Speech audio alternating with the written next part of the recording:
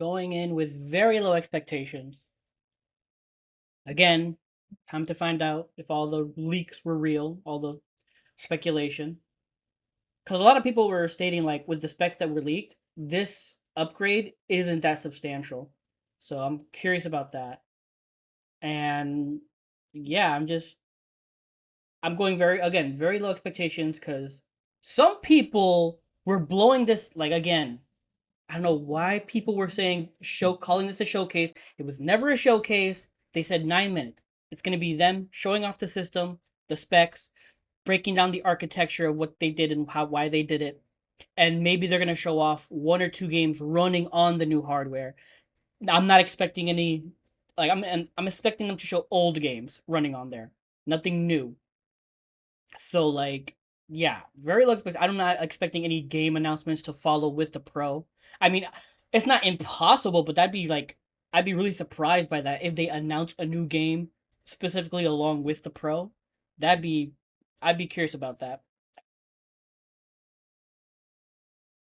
But yeah, not expecting much. Because again, 9 minutes is not a lot, people.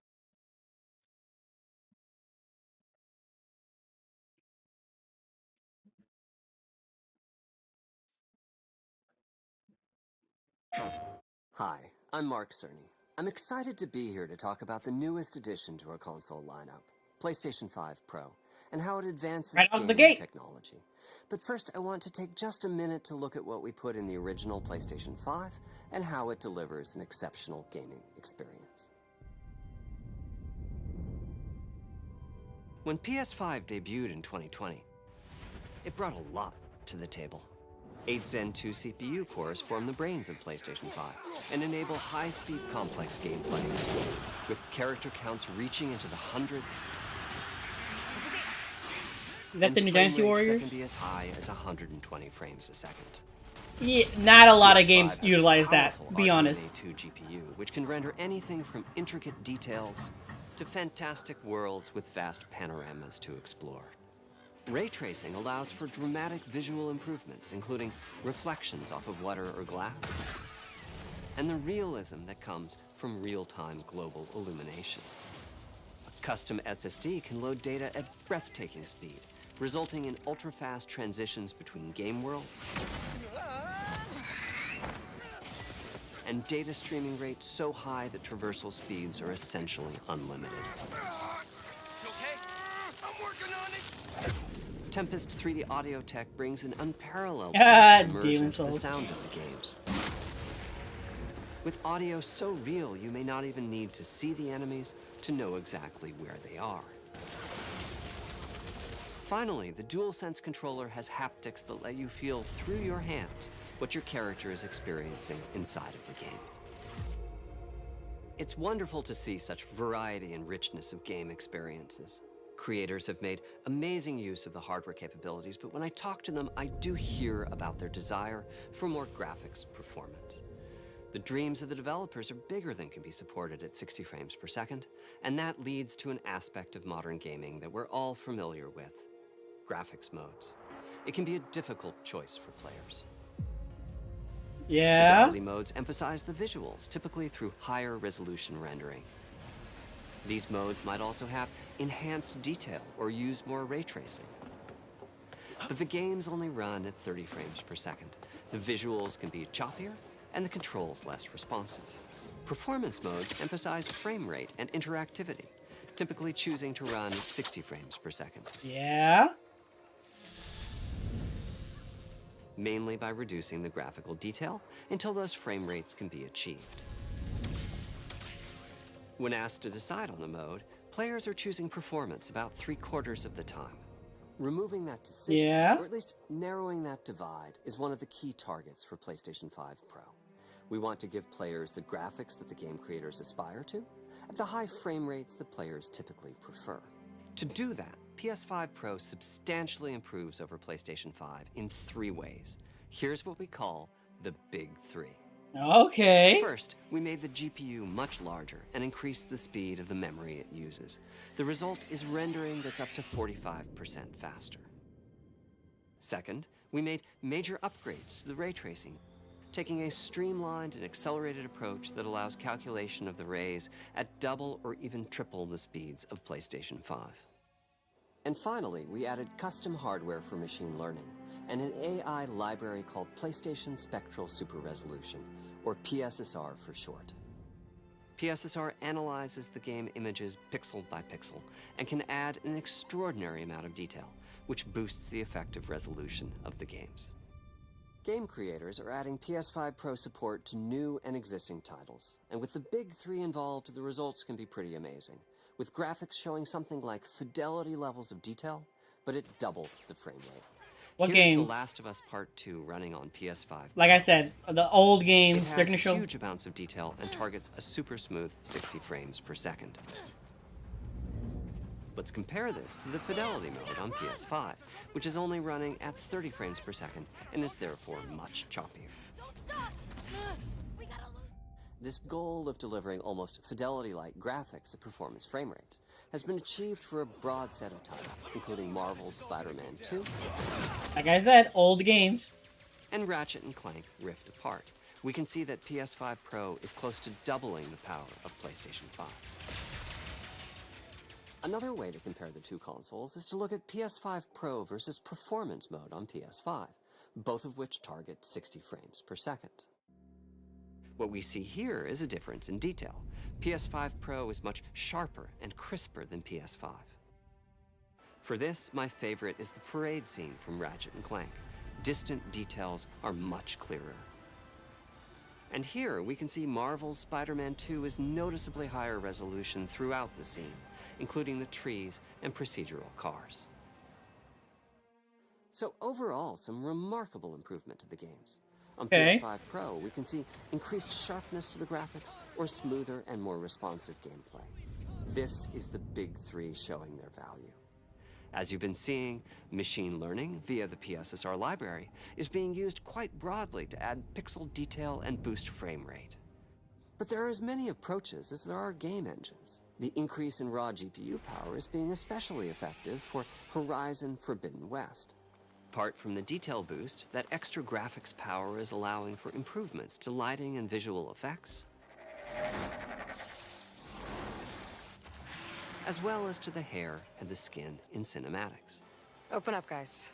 Jorv's orders. Good enough for me.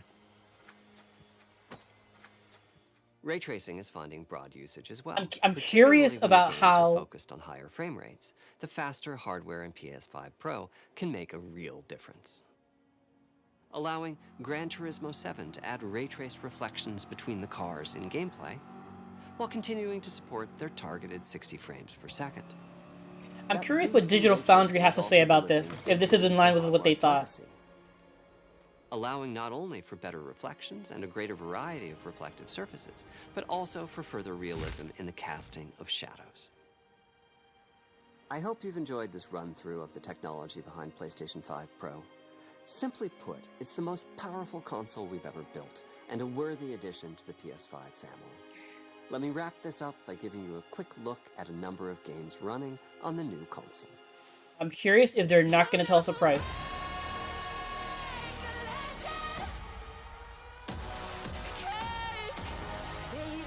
There it is. No disc.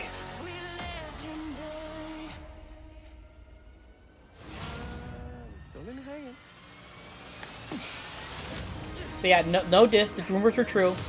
Disc is going to be a separate attachment you have to pay for, which is rough.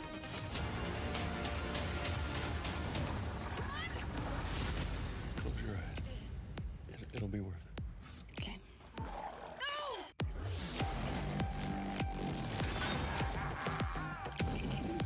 Yeah, Demon Souls. I love they put that in there because that game is still a technical marvel.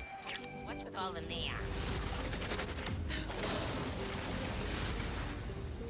Was that no? That was Alan Wake 2.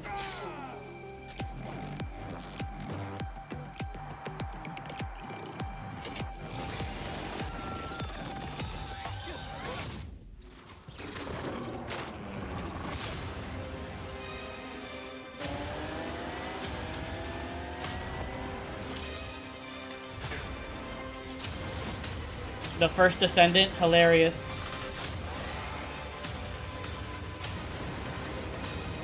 That's Dragon's Dogma 2. Control. No, Alan Wake 2.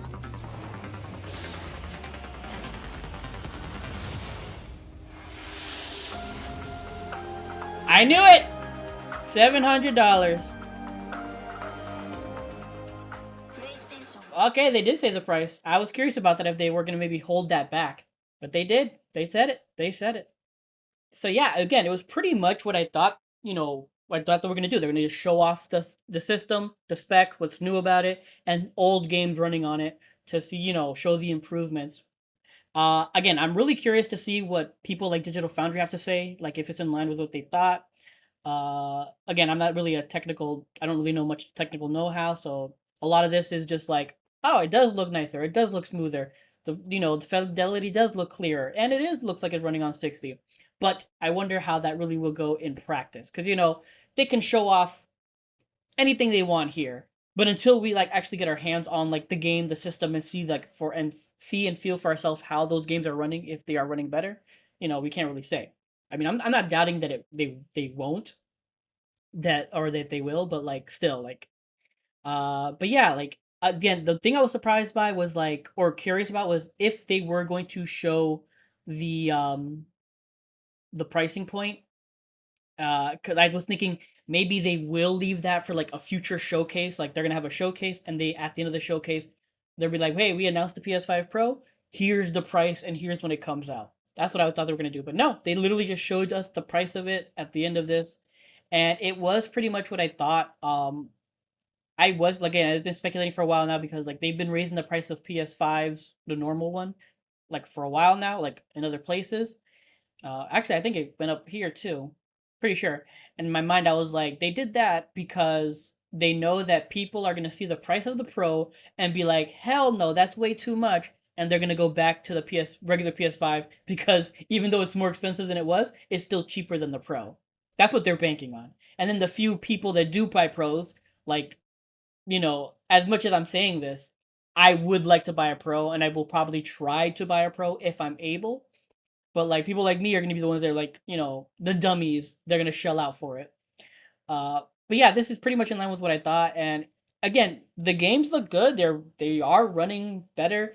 And I find it funny they came out right out the gate, PS5 Pro. They didn't beat around the bush. They just went straight into it. I appreciate that. And yeah, again, I'm really curious to see what Digital Foundry and other people like them, like what they have to say and what their breakdown will be. But overall, pretty much what I thought, pretty much what I expected. Am I hyped for it? Am I frothing at the mouth to get a Pro? No. Would I like to get a Pro? Yes, of course. But let's see what happens. Let's see how they go. Let's see how this ends up going. But yeah, those are my thoughts. That's my reaction. If you enjoyed this video, please leave a like or comment down below. I'd appreciate any and all feedback. Subscribe. I'm streaming on Twitch, so please consider following me there at twitch.tv/JustAGamerInc, all together one word, or you could click link below. But what are your thoughts on the PS5 Pro? Is it what you expected? Were you expecting more? Like, do you have technical know-how? Do you know if these specs are actually a real improvement, or are they just marginal, like some people are speculating and stating? I would love to hear from you guys, and let me know. Like, break it down to me. Explain stuff to me. I would love that. But regardless, thank you for watching, and until next time, take care and have a good game.